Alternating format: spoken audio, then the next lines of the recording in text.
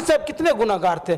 कहीं ना कहीं लालू यादव ने, ये राबड़ी देवी ने या लालू यादव के सरकार ने, आरजेडी ने केवल साहबुद्दीन साहब को पोस्टर पर कहीं ना कहीं आरजेडी साहबुद्दीन साहब की हत्यारा है, दलित और मुस्लिम के दमनकारी सरकार चाहिए कि अगर साहबुद्दीन साहब नहीं रहते ना तो वो चिपरी पाती राबड़ी देवी, लेकिन धन है साहबुद्दीन साहब की मुख्यमंत्री। फिर जब साहबुद्दीन साहब तिहाड़ जाते हैं तो आपका बेटा मुख्यमंत्री बनता है, उस समय नहीं बोलते, इसलिए कि आपका सरकार बन जाता है, आप मुख्यमंत्री हैं तो क्या जरूरत है, अपना काम बनता अब भाड़ में जाए जंगा। उन्होंने एक परमात्मा राम को जिला अध्यक्ष बना दिए, एमएलसी बना दिए, एक गरीब को बेटा को बना दिए, एक मोची के बेटा को एमएलसी बना दिए। एक गुनाहगार क्या है? क्या विकास पुरुष बनना गुनाहगार है? ये साजिश किया जाता कि साहबुद्दीन के इतिहास को मिटा देना है, साहबुद्दीन को विकास को मिटा देना है, साहबुद्दीन के विचार को मिटा देना है। नमस्कार, आदाब। न्यूज इंडिया तक के डिजिटल प्लेटफॉर्म पे सभी दर्शकों का स्वागत है। सिवान लोकसभा सीट हमेशा से सुर्खियों में रहा है और इस बार और सुर्खियों में रहने वाला है। आगामी 2024 लोकसभा चुनाव को लेकर के लगातार तैयारियां चल रही हैं और इस बार इसलिए खास होने वाला है क्योंकि सिवान के पूर्व सांसद मरहूम डॉक्टर मोहम्मद शहाबुद्दीन के निधन के बाद ये पहला लोकसभा चुनाव होगा जब हिना साहब, ये लगभग तय माना जा रहा है कि निर्दलीय चुनाव लड़ेंगी। हालांकि उनके समर्थकों के द्वारा ये सूचना प्राप्त हो रही है कि हिना साहब जो है वो निर्दलीय चुनाव लड़ेंगी, लेकिन हमने बीते दिन एक खबर दिखाया था कि इसी सिवान में अब एक नहीं तीन मुस्लिम चेहरा जो है वो आमने सामने होगा। हिना साहब होंगी, रईस खान होंगे और बिहार सरकार में मंत्री, अल्पसंख्यक कल्याण विभाग के मंत्री हैं जमा खान। ये चर्चा हो रहा है और जमा खान के करीबी लोगों से जब हमारी बातचीत हुई तो उन्होंने बताया कि जेडीयू के टिकट पर जमा खान जो है कि सिवान से चुनाव लड़ सकते हैं। हमारे साथ खास बातचीत करने के लिए पप्पू चमार हमारे साथ है। ये बताइए पप्पू जी, कितना बेहतर लग रहा है ये सोच के? देखिए, ये तो ठीक है, स्वागत है, लोकतंत्र पर सबको लड़ना चाहिए, लेकिन मैं सबसे पहले आरजेडी पर आऊँगा, इसलिए कि आरजेडी पर इसलिए आऊँगा कि शुरू से ही मुस्लिमों को हम कहेंगे कि दलित और मुस्लिम के दमनकारी ये सरकार है। कहीं ना कहीं साहबुद्दीन साहब को पोस्टर में रख कर राजनीति किया। मैं कहना चाहता हूँ जब जरूरत पड़ा है तो मुस्लिम और शेड्यूल कास्ट को यूज किया गया और थ्रो कर दिया गया। मैं कहना चाहता हूँ ये पावर है इस तरह का राज्य सरकार का कि जितने भी केस लगते हैं वो राज्य सरकार पावर है वापस कर लेने के। मैं उदाहरण के लिए ले चल रहा हूँ आपको उत्तर प्रदेश। आप नाम सुने होंगे रजा भैया और कुंडा जिला का रहने वाले व्यक्ति को, वो उस पर मैंने वो एक पोखरा बनाया था जिसमें जिंदे लोगों को डाल दिया जाता था, मगरमच्छ रहता। हाँ, मगरमच्छ रहता। तो बहन जी की सरकार थी तो उसको इतना बेइज्जती की, उसको जेल भेजी, उसको भी जेल भेजी, उसके बाप को भी जेल भेजी और कही कि शांत रहना नहीं तो तुम्हारे माँ को भी भेज देंगे उसमें। तब जाकर मामला ठंडा, सब उसका गुंडा ही भुला गया। मैं जैसे मुलायम सिंह यादव की सरकार आती है तुरंत वापस करते हैं और उसको क्या बोलते हैं मंत्री बना देते हैं। फिर मैं आता हूँ जोगी जी के पास। ये एक अमरनाथ त्रिपाठी है जो बलात्कार के एक कवित्री हत्याकांड में था, उम्र कैद का सजा काट रहा था, उसको भी जोगी जी बुलाया और बुलाने के बाद उसको मंत्री बना देते हैं। तो मैं आपको दो उदाहरण दे रहा। मैं पूछता हूं कि उस नजरिए से अगर आप देखेंगे तो क्या साहबुद्दीन साहब कितने गुनाहगार थे।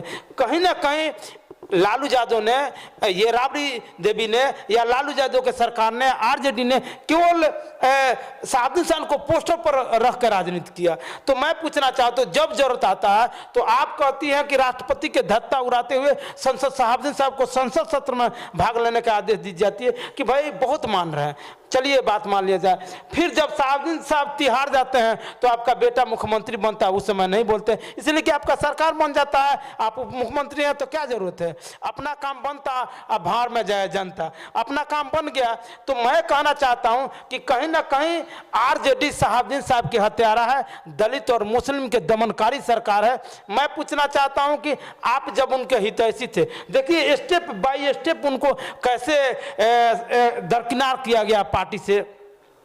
ठीक है, मान लेते वो गुंडा या बवाली जो थे, सपोर्ट दैट उनकी मैडम तो नहीं है, जब वहीं हत्या हो जाता है अरे इन्हीं के साजिश के तहत आप बोलते नहीं तो इससे क्या जाहिर होता है? इससे जाहिर होता है कि आपकी संलिप्तता है, आपकी भूमिका है, आपने ही हत्या कराया। मैं तो कहूँगा लालू यादव, तेजस्वी यादव ने हत्या करा। अगर आप नहीं कराया तो आप 2 से 4 किलोमीटर दूरी, कितने दूरी पर थे उस समय नहीं जाते हैं, और जब मर जाते हैं तो यहाँ आते हैं। मोहल्ला पर बैठ गए, दुका करके घर गए, वही हाल है। आप मरने पास देखिए उनकी दुर्दशा इतनी की गई कि साहब सिवान की धरती नसीब नहीं थी। क्या गुनाह कर दिए? जो व्यक्ति गरीब मजलूमों की बात किया वही सजा मिला। उन्होंने एक परमात्मा राम को जिला अध्यक्ष बना दिए, एमएलसी बना दिए, एक गरीब को बेटा को बना दिए, एक मोची के बेटा को एमएलसी बना दिए। एक गुनाहगार क्या है?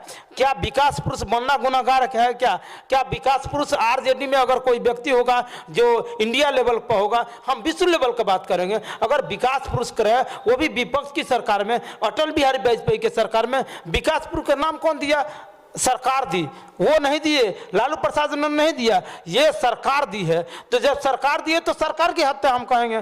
तो मैं पूछना चाहता हूँ, अभी भी सजग होने जाना चाहिए मुस्लिम को, शेड्यूल कास्ट को, कि आप सजग हो जाइए आरजेडी के। अगर सबसे बड़ा दुश्मन यही लालू यादव ने कहा कि जो मेरा बात नहीं मानेगा तो पहले एंटीबायोटिक दवा देते हैं, फिर सुई देते हैं, अगर नहीं मानता है तो ऑपरेशन कर देते हैं। तो आखिर आपने हत्या करवा ही दिया।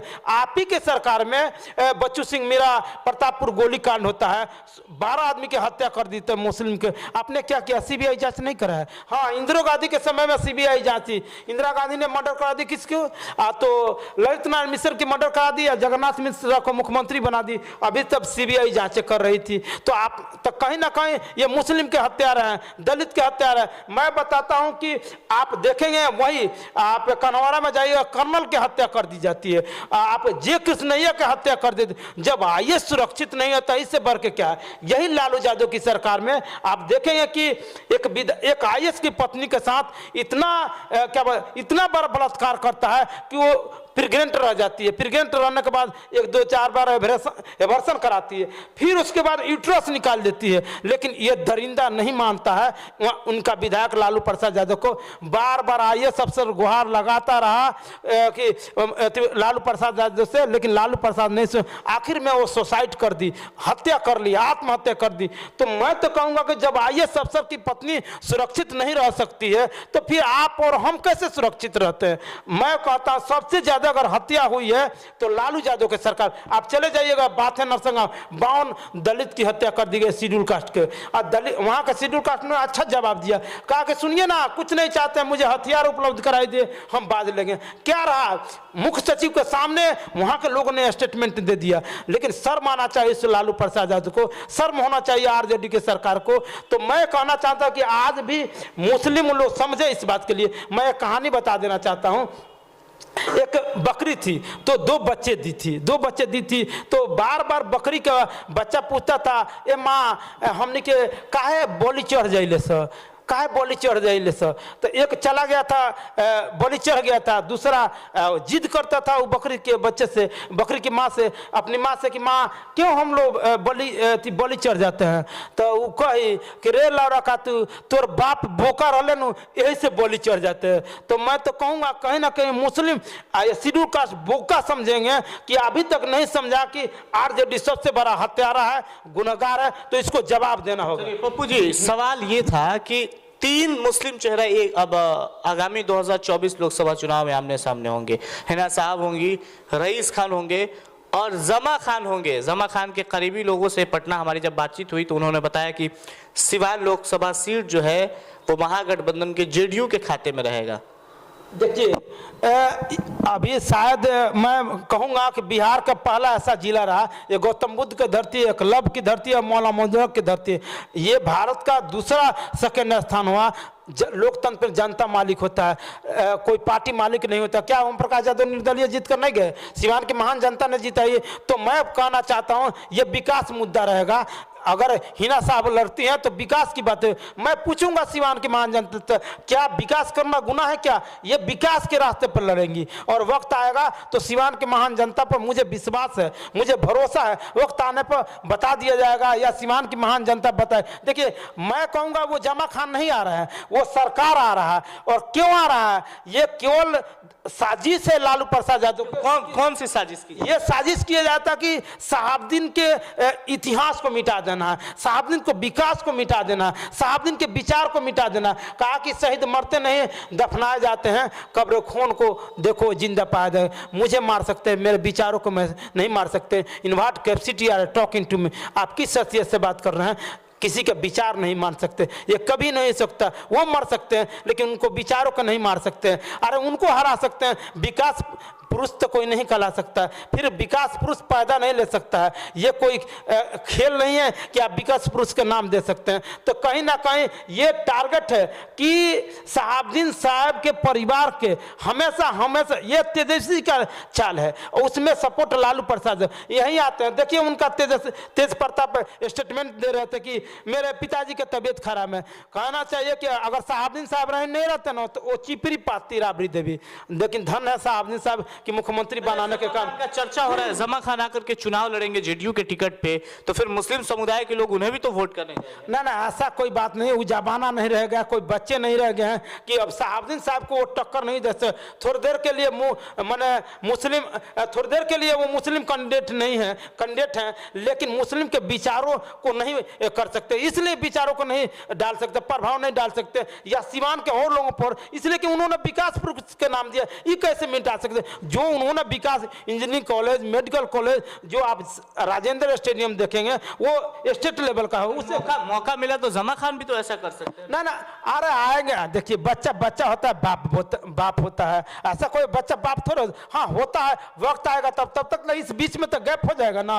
उनके कह देने से विकास, अगर सपोज दैट मान लेते जमा खान विकास थोड़ा खिला सकते हैं। ये दोनों आदमी के सच्ची एक कहावत है कि सब खेलवा खेललस अगुआ माई, बटुला देखा के बटुली देहलस रे माई। जब शादी ब्याह होता है ना, सपोज दैट आपकी शादी हो रही तो तय होता है कि बड़ बटुला दिया जाएगा।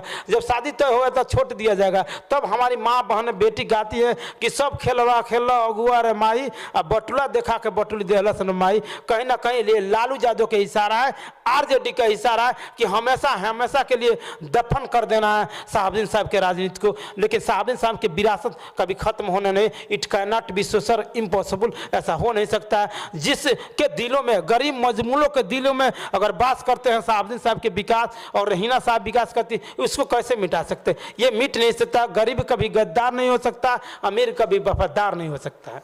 चलिए, ये पप्पू चौहान हमारे साथ बातचीत कर रहे थे और आगामी 2024 लोकसभा चुनाव में हमने खबर दिखाया था एक दिन पूर्व की सिवान लोकसभा सीट से अब एक नहीं 3 मुस्लिम चेहरा जो है वो आमने सामने होगा और जेडीयू के टिकट पे जमा खान चुनाव लड़ेंगे। उस पे इन्होंने अपनी प्रतिक्रिया दी है। आपकी क्या कुछ सोच है? आप अपनी प्रतिक्रिया कमेंट बॉक्स में जरूर दीजिएगा। बहुत बहुत धन्यवाद।